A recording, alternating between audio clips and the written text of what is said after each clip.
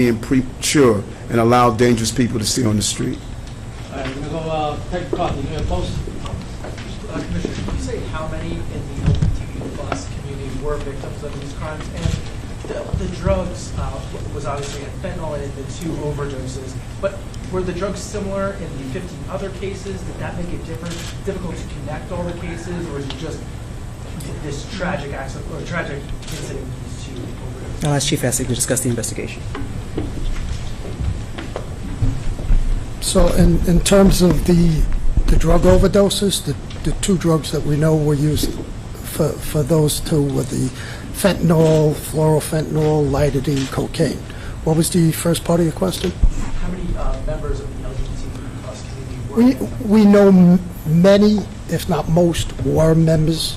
We know there were roommates who were also victims when they went back, where property was taken from the apartment. We don't know what community they belonged to, but many, if not most, of the men that were confronted were members of the LGBTQ. And the drugs used in the other 15 cases, was it similar to the overdoses, or is it? They offered marijuana and other similar narcotics. All right, well, Julia Papa, 10-10, we got time for 2 more. Julia Papa. Chief, just stay there for a second. Do you believe that Mr. Ramirez was either forced to get into the vehicle with these suspects or forced to take the drugs, and in the same case with Mr. Umberger, he was forced to go back to the apartment so that they could, overdose In the Ramirez case, we have video of them entering a taxi. It doesn't appear to be forced. In the Umberger case, going back to his apartment, we have them going up to the apartment, and leaving the apartment. And that's how we ultimately cracked this case with the Durango, ties it to DeMaio, which the cell phone, and then we get the video. But we don't know if they were forced or coerced, in terms of Umberger. But Ramirez appears to have gone into the camp willingly. All right, this is going to be our last question. Rock Paris Condola, Daily News. For Chief Essig, Chief, 2-part question. For the accused killers in this ring, who's the ringleader? How do they know each other? And where does the death of the woman fit in, either to this ring or the other one? Yeah. The other pattern, I should say. I mean, wouldn't say there's a ringleader. They all know each other. They're from the Brooklyn. Most of them live on Front Street or Bridge Street over in Brooklyn, although one of our persons live up in Adam Clayton Powell and up in Manhattan, but we think they're friends from Brooklyn. As terms of in the Gallagher, that overdose was just ruled a homicide. It's an active investigation. That's an active investigation. We took down another case like this in December, and then this one here resulting in 2 deaths in September, 2 deaths today we're announcing, but that's an active investigation into the Gallagher. All right, thank you everyone for your time and attention. Thank you. Mr. Bergen, your hearing, sir.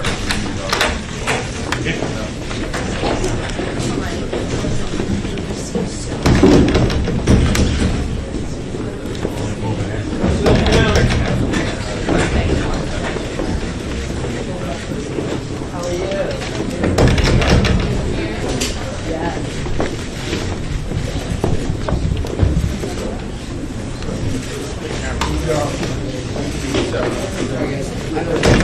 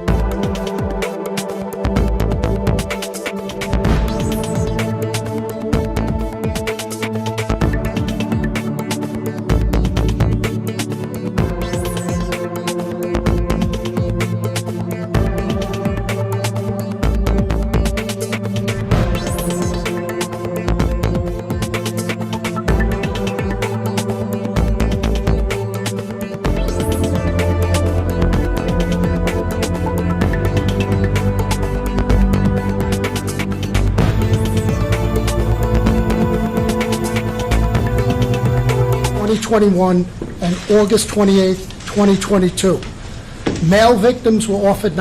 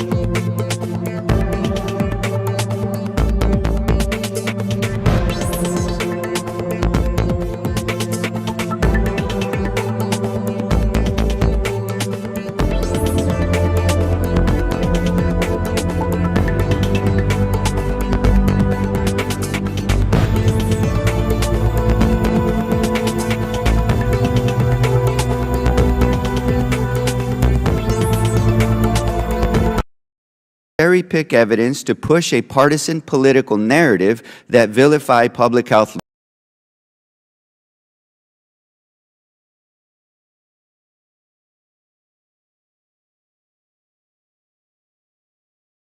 evidence to push a partisan political narrative that vilify public health leaders. Our focus as lawmakers should be on developing policies based on current and evolving evidence to prevent and prepare for future pandemics and save lives. To do right by the American people and our public health, we must let our expert communities do their job. And in turn, we must develop policies based on evidence, as inconclusive as it may be at the moment, that will help us prevent the next pandemic no matter which COVID origin theory you believe in. We must also take a deep dive into the barriers to our nation's ability to research the origins of COVID and respond to it. This includes examining how the Chinese Communist Party's refusal to cooperate with international investigations in December 2019 set us back in our pandemic response, and how the Chinese Communist Party's continued spread of misinformation and obfuscation of evidence has hindered our ability to understand both theories of how this virus came to be in the first place. In order to better be prepared for the future, it is crucial that we develop forward-looking domestic and foreign policies that advance American interests, protect our public health, and save lives. This means rejecting the isolationist approach President Trump took under the guise of, quote, America first, unquote, that decimated the State Department, weakened our ability to engage, left a void that rendered America vulnerable to China's growing influence. It also abandoned state-to-state diplomacy, allowed tensions to intensify, and escalated a trade war that fell hardest on American workers. Under this approach, America's public health, economy, and security ultimately paid the price. So now, we must take decisive action to protect our public health, economy, and security from the CCP's growing influence by investing in competition, deepening collaboration with our allies, and furthering the State Department's diplomatic work. That means building on the progress we've made with legislation like the CHIPS and Science Act to invest in innovation so that we can outcompete China in sectors critical to our public health and national defense, and strengthening our supply chain. And that means building on House Democrats and the Biden administration's work to bolster our pandemic preparedness, public health infrastructure, and international and domestic standards for pandemic surveillance to address possible animal transmissions, and biomedical research safety to address possible lab leaks. There is certainly more work to do, and it is my sincere hope that we can pursue this work together on a bipartisan basis. The COVID-19 pandemic has demonstrated how global health security, pandemic preparedness, and national security are linked. And so as we seek to better understand the virus's origins, we must take a scientific and evidence-based approach.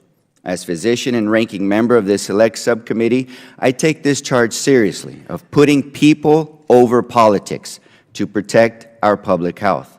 We should do this work without the politicization and extreme partisan rhetoric that get in the way of common sense solutions to the public health challenges we face. Let's get to work on forward-looking policies that will prevent and reduce the harm of future viruses and pandemics without vilifying our nation's public health officials. The world is watching what we are doing here today, and it is my hope that we rise to the occasion and that we meet the moment with the integrity that our global health and national security demand. Thank you, Dr. Ruiz. Pursuant to Committee on Oversight and Accountability Rule 9G, the witnesses will please stand and raise their right hands. Do you solemnly swear or affirm that the testimony that you're about to give is the truth, the whole truth, and nothing but the truth, so help you God? Thank you. Please be seated. Let the record show that the witnesses all answered in the affirmative.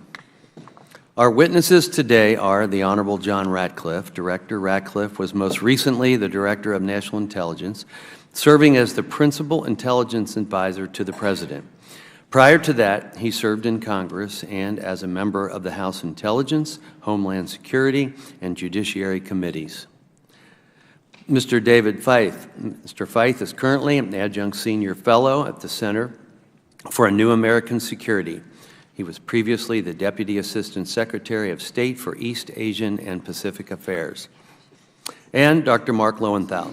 Dr. Lowenthal previously served as the Assistant Director of Central Intelligence for Analysis and Production, and also as Vice Chairman for Evaluation on the National Intelligence Council.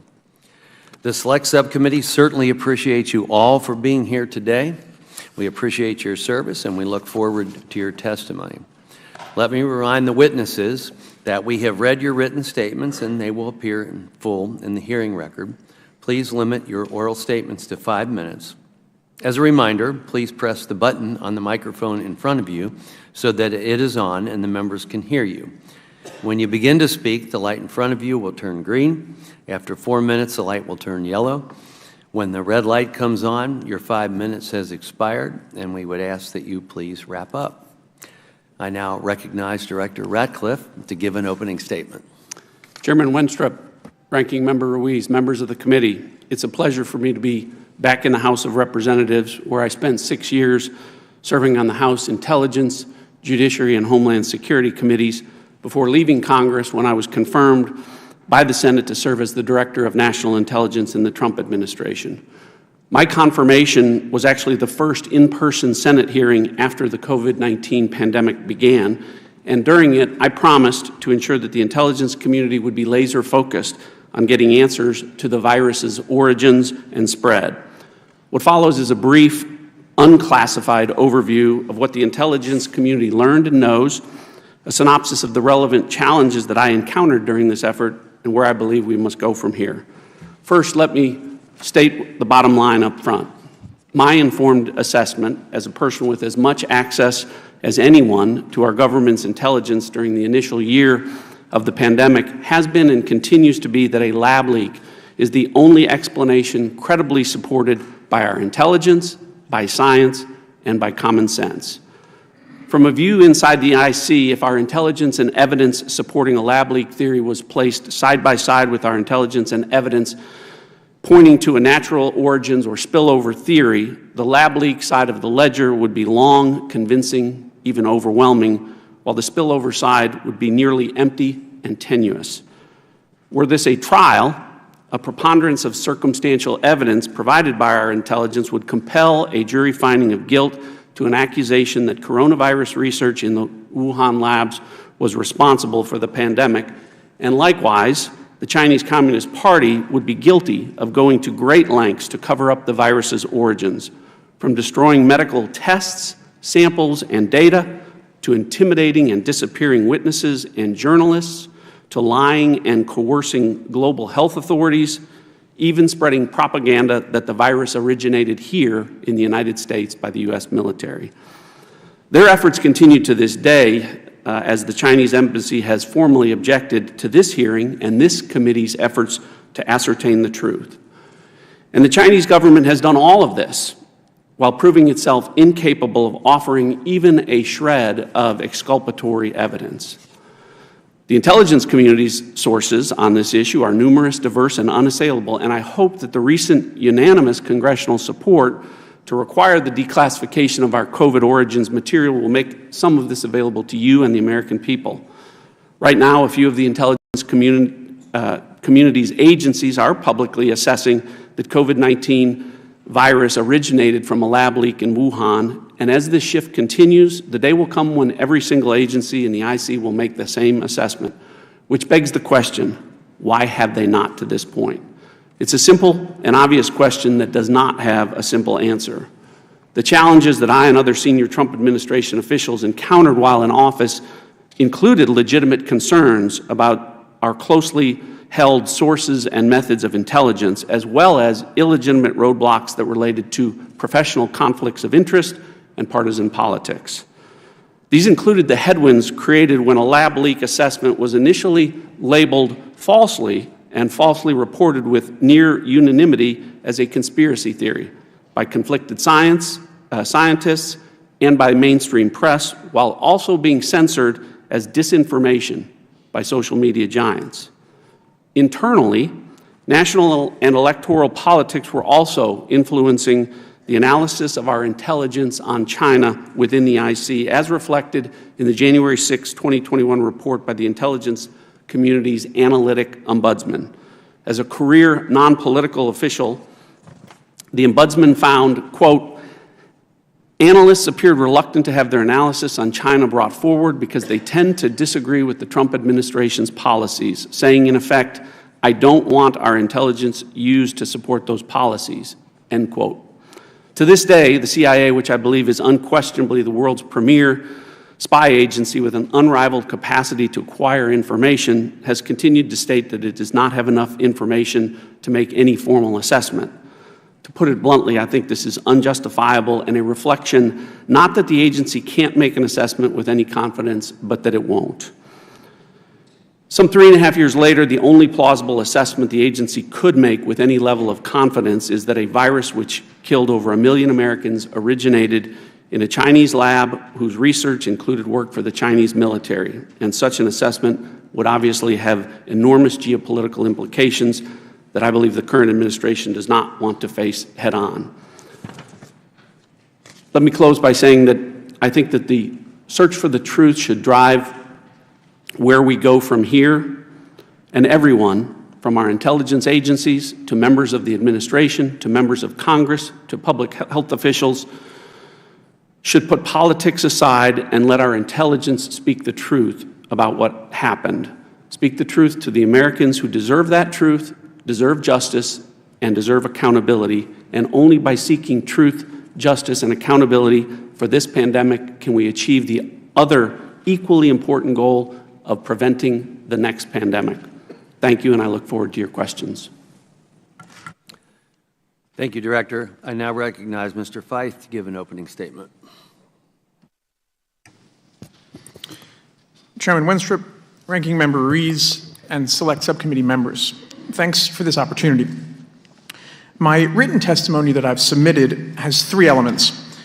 First, it describes how the State Department's East Asia Bureau approached the COVID origin issue during the first year of the pandemic, from the outbreak to the publication in January 2021 of a fact sheet on activity at the Wuhan Institute of Virology.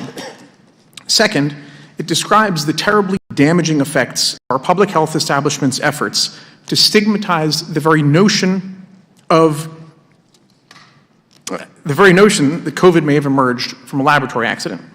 This drove underground discussion of a set of risks, namely those involving gain-of-function research, that deserve to be at the front and center of our policymaking. Third, it offers some oversight and policy suggestions on helping to find the origin of COVID, to fix policy and intelligence problems raised by these issues, and to tighten U.S. science and technology exchanges with China to protect national security and to help prevent a next pandemic. In my short remarks here, I want to stress the stakes involved in whether COVID emerged from nature or from a lab. The stakes are almost unimaginably grave. COVID was not some immaculate infection. It was not spontaneously generated. It came from somewhere, and the details matter.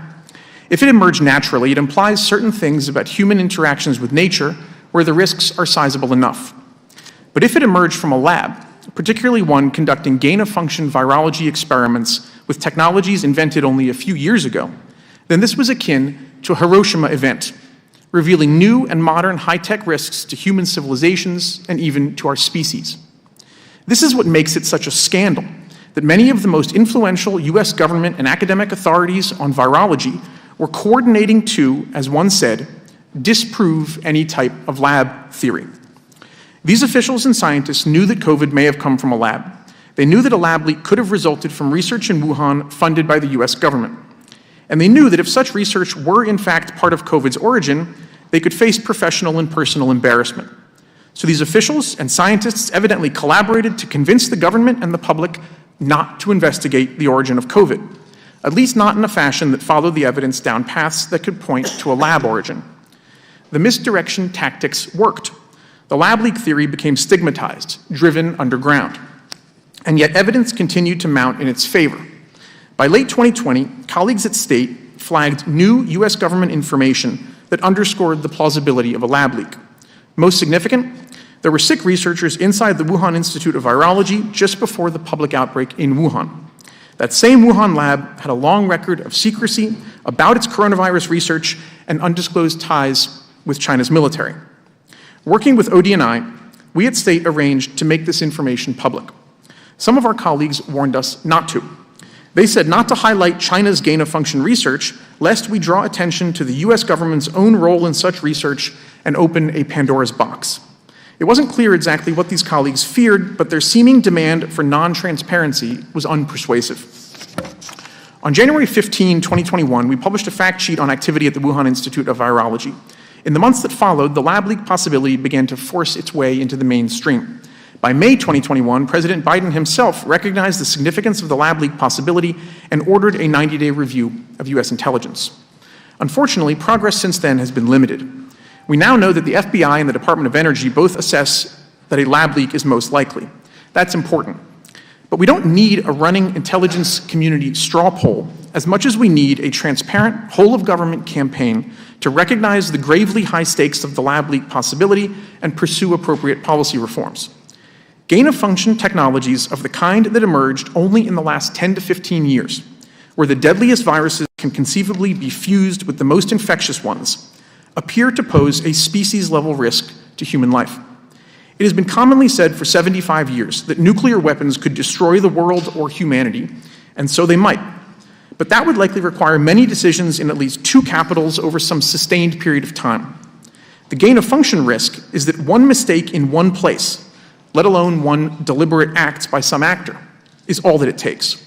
Once a virus of sufficient infectiousness and deadliness escapes a lab, there may be nothing humanity can do to stop it. This is the stunning tragedy of those experts who stigmatized even the notion of a lab leak. Faced with a possible dry run of the worst-case pandemic that gain-of-function science has made the world have to fear, the authorities who know the most about this threat didn't speak up. Many even sought to silence others. This has caused a paralytic effect to this day, not only on public awareness, but on the policy reforms that we need to protect ourselves from lab risks in the future. Overcoming this handicap is a major obligation for lawmakers and policymakers going forward. As for trying still to confirm COVID's origin, I'd quickly note 3 points. First, the immediate declassification test. Congress recently passed a law requiring the Biden administration to declassify intelligence on COVID's origin within 90 days. This is a third test for the IC and the rest of the interagency after failures to disclose in 2020 and 2021. There is no doubt that the administration has far more information than has been released publicly. Second, the sick researchers still stand alone. The sick Wuhan lab researchers identified in the January 2021 fact sheet remain the best lead into who or what was patient zero. No animal anywhere has been identified as a comparably likely source of the outbreak. The Biden administration, like the Trump administration before it, has more information about the sick researchers than has been released. Third and finally, what changed the Department of Energy's mind? The most significant fresh piece of intelligence we know about post-2020 is whatever reportedly motivated the Energy Department's recent change of assessment. Maximizing the release of this information would clearly shed additional light on the COVID mystery. Thank you. Thank you, Mr. Veith. I now recognize Dr. Lowenthal to give an opening statement. Mr. Chairman Winstrup, Ranking Member Ruiz, members of the committee, thank you for this opportunity to discuss intelligence and the origins of the COVID pandemic. I have spent most of my adult life as an intelligence analyst or as a manager of intelligence analysts. I have also taught analytical skills to hundreds of new analysts. To be a good intelligence analyst, you have to have the ability to deal with ambiguity. Very often, analysts are asked to address issues for which there may not be a final definitive answer. Analysts live in a world where there may be several possibilities, each of which has its own degree of certainty and uncertainty. This can be very frustrating to policymakers who want an answer.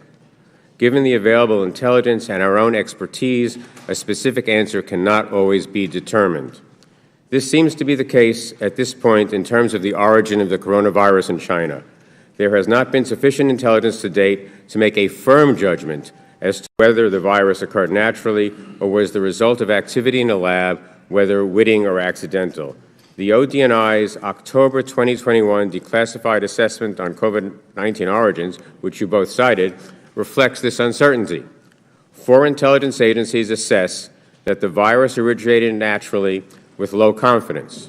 1 intelligence agency believes the virus originated in a lab with moderate confidence. 3 intelligence agencies are unable to make a determination either way.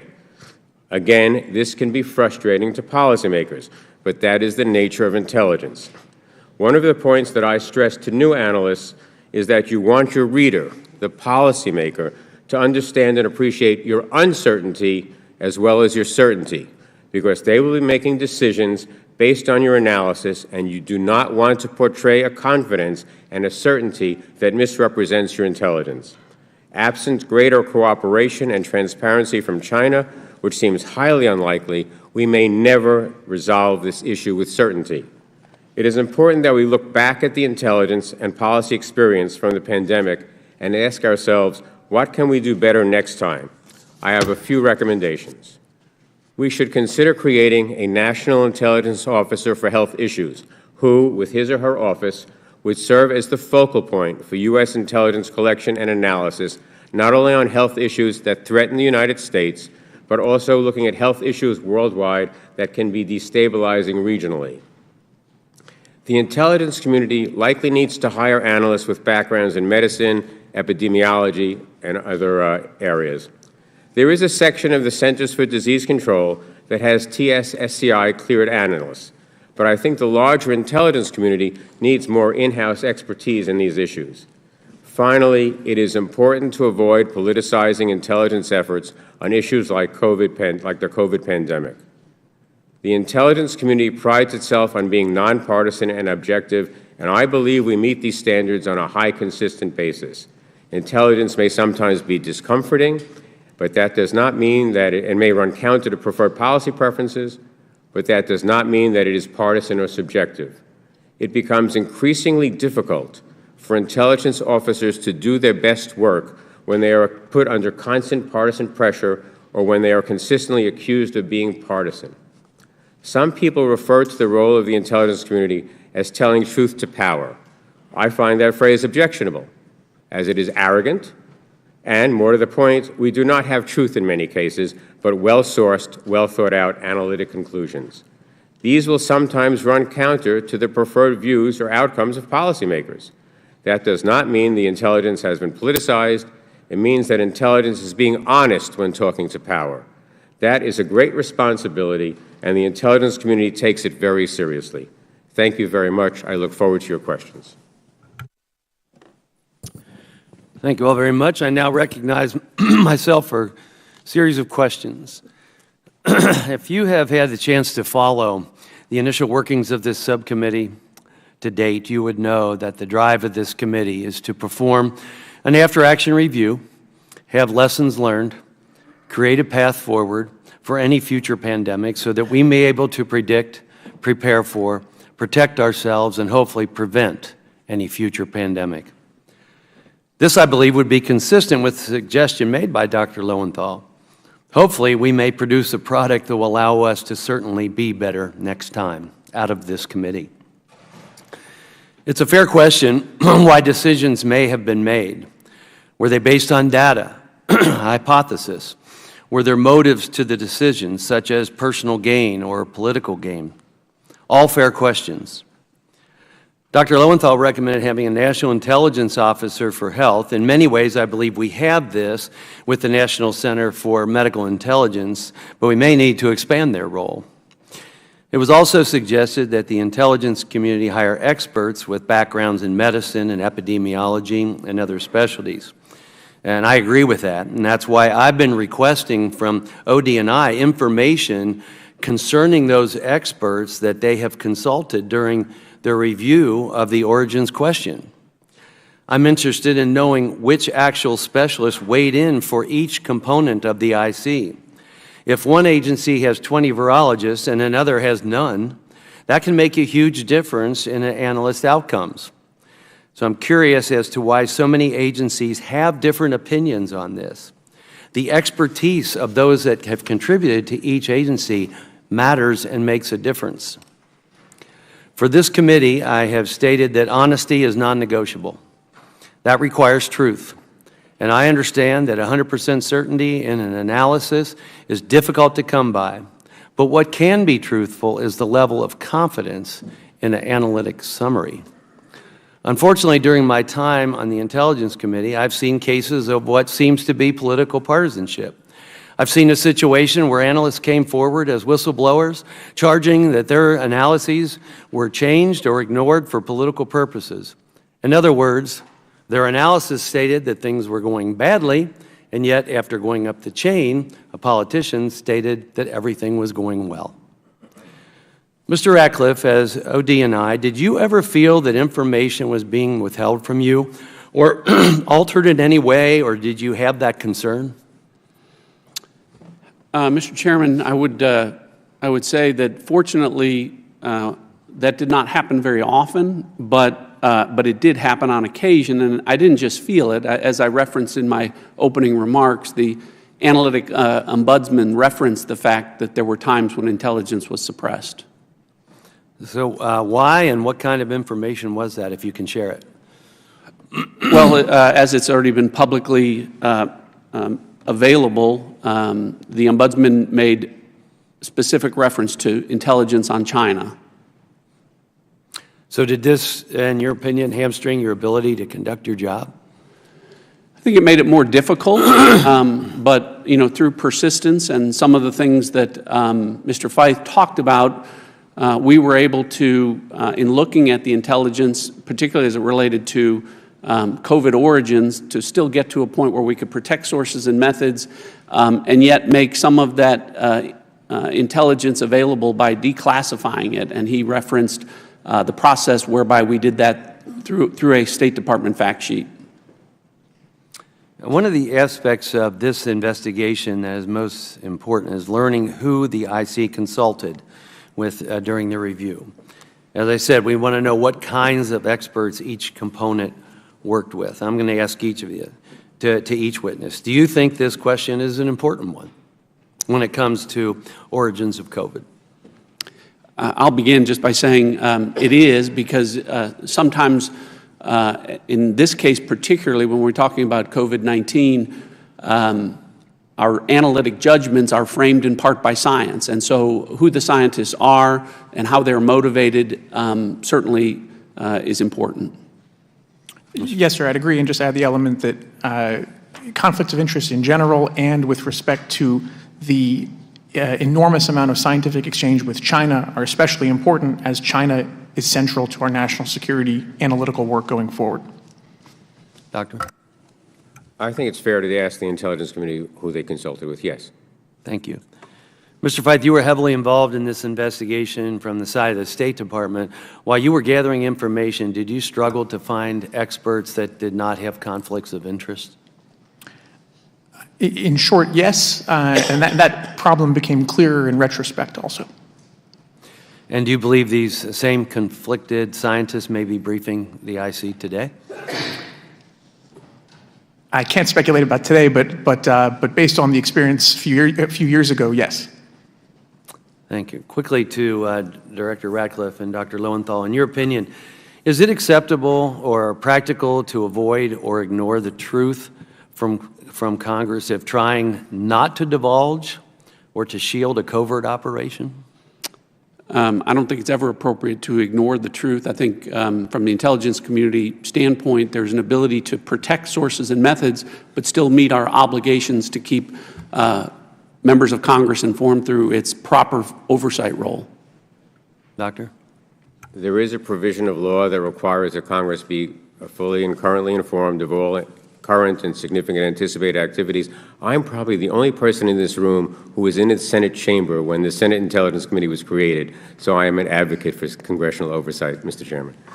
Yeah, I have read that statute myself, but I've had to bring it up and still get fought a few times in the Intelligence Committee. So the next question for the two of you, is it important for the IC to try to know all they can about the weapons systems of our adversaries, including biological weapons? Absolutely, and in the case of China, the intelligence community has publicly addressed China as our top national security threat from a nation-state perspective, so particularly that's important with respect to the country of China. Mr. Chairman, yes, this has always been a high priority for U.S. intelligence since the committee was created in 1947. Thank you. Should a virus that killed more than 1 million Americans be an intelligence priority for the IC and specifically the CIA and DIA? Absolutely. Doctor? That depends on the policymakers. We don't make our priorities. The President, the National Security Council, determine the priorities for the intelligence community. So if they determine it's a priority, then yes, it is. If they decide there are higher priorities, then no, it isn't. But this is not a call for the intelligence community. This is something that's not understood. We don't set our priorities. We are there to respond to the policymakers. I helped create the current priority system, and it's one where we derive from the President and his National Security Council where are the areas you want the most emphasis, knowing that inevitably there are going to be areas where we spend less attention because we have finite resources. Well, that's a fair assessment. I would have to say as a policymaker that I think it should be a very high intelligence priority. That, well taken. Finally, Director Ratcliffe, we sent a request letter to Director Haynes on February 13. To date, we have yet to receive any documents from ODNI. Understanding all the appropriate restrictions on classified material, as a former director, do you believe it's important for ODNI to fully cooperate with our investigation and produce the requested documents? Yes. I would now like to yield to Ranking Member Ruiz. Thank you, Mr. Chairman. Look, understanding how COVID-19 came to be is critical to America's public health. I want to point out and make clear that we wouldn't even be having this hearing in the first place if it wasn't for President Biden taking early and decisive action in May 2021 to investigate whether the novel coronavirus originated in a lab or nature. President Biden directed the intelligence community to conduct this review to, quote, do everything we can to trace the roots of this outbreak that has caused so much pain and death around the world so that we can take every necessary precaution to prevent it from happening again. In fact, the very intelligence that Democrats and Republicans voted to declassify last month was collected because of President Biden's directive for the intelligence community to use every tool at its disposal to investigate COVID-19's origins. Dr. Lowenthal, can I get a quick yes or no? Was President Biden's directive a critical step in advancing our understanding of the pandemic's origins? Yes. I agree. And thanks to this action, we're making progress every day in advancing our understanding of the pandemic's origins, despite continued obstruction from the Chinese Communist Party. And while we know more now than we ever did before, the fact of the matter is that the intelligence community's assessment remains inconclusive on whether the virus emerged from either human contact with an animal or from a laboratory accident. Various elements of the intelligence community have made different assessments, all but one of which were made with low confidence, meaning without certainty. Dr. Lowenthal, you have explained that the function of intelligence is to reduce uncertainty. When intelligence on a particular issue is divided between two conclusions, what is the best course of action for policymakers? Should we prepare in the event of both scenarios? Probably, but policymakers can make their own decisions regardless of the intelligence you give them. We are not speaking ex cathedra. We're giving their best intelligence, and then they are making decisions. But if you had two strong possibilities, and I were a policymaker, which I've only done once or twice in my career, I would say, yes, you should try to protect against both of them. I agree with this, too, and this is exactly the approach that President Biden and Democrats have taken, an approach that puts people over politics. While our intelligence community continues to collect and analyze information that will bring us closer to a definitive conclusion, we have worked to prevent and better prepare for the next deadly pandemic so that we can keep the American people safe, no matter if this threat originates from an animal or a lab. In fact, last Congress, Democrats included in the Consolidated Appropriations Act of 2023 significant reforms to address pandemic preparedness. This includes provisions to enhance safety standards for biomedical research involving pathogens of pandemic potential and to recruit more public health workers with epidemiological backgrounds. It also includes reforms to prevent undue foreign influence in our nation's biomedical research, such as the requirement that participation in foreign talent programs be disclosed to receive NIH grants, and a provision directing the Secretary of Health and Human Services and national security officials to identify and develop strategies that address threats to sensitive biomedical research. There's a whole host of other common sense reforms that we passed last Congress as part of this package that are outlined on this fact sheet. Mr. Chairman, permission to enter it into the record. Without objection. Thank you. And you know, I find it interesting that despite how much my colleagues on the other side of this dais have focused their efforts to push a lab leak narrative, they voted against these reforms that help prevent lab leaks in the future.